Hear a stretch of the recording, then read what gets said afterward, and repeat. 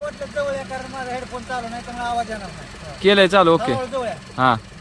नमस्कार मित्रांनो, आपण हे पाहुणे कुणकुले पाहुणे यांनी आपल्याला एक साधारण 7-8 वाजता फोन केला की असा माणूस मूकबधीर आहे आणि त्यांना चालता येत नाही, अपंग आहे, तुम्हाला काय करता येईल का?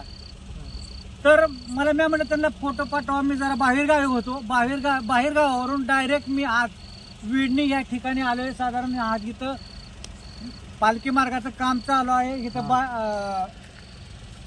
विडणीपासून 1 किलोमीटर अंतरावरती आहे आणि हा माणूस 2 दिवस झाला असाच उन्हात आहे. त्यांनी ह्यांच्यासाठी जेवण, खाणं, राहण्याची सोय, पांघरायचं वगैरे सगळं केलेलं आहे. परंतु आम्ही येता येता PI आमचे लंगुटे साहेब यांच्याशी संपर्क साधला. आम्ही तिथं इंदापूर पोलीस स्टेशनच्या पोलीस पाटलांच्या ग्रुपवर सगळी माहिती दिली आणि ती माहिती दिल्यानंतर असंच एक जणाचा मला फोन आला की सर, ह्या माणसाला आम्ही ओळखतो आणि त्यांची ओळख पण तुम्हाला आम्हाला त्यांच्या घरच्यांचा फोन नंबर देतो. तर त्यांनी आपल्याला घरच्यांचा फोन नंबर दिला. तर घरचे त्यांना पंढरपूरला शोधायला गेलेले आहेत. असे ठराविक लोक असतात मित्रांनो. आज यांना ओळख पटवण्यात आपल्याला यश आलेलं आहे. धन्यवाद मित्रांनो.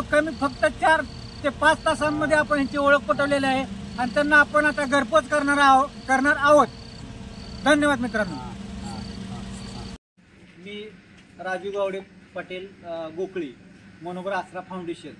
हे आजोबा आपल्याला साधारण आज संध्याकाळी 7 वाजता विडणी या ठिकाणावरून शिपकुले यांचा फोन आला की असे आजोबा आहेत, अपंग, त्यांना चालता येत नाही, हाताने बी अपंग आहेत, त्यांना बोलता येत नाही, तर तुम्हाला काय करता येईल का? तर मी म्हटलं हो, मी येतो तिथं आणि तिथून पुढं आपल्याला मला परिस्थिती बघूया आणि तिथून पुढे आपण निर्णय घेऊया असं मी त्यांना बोललो.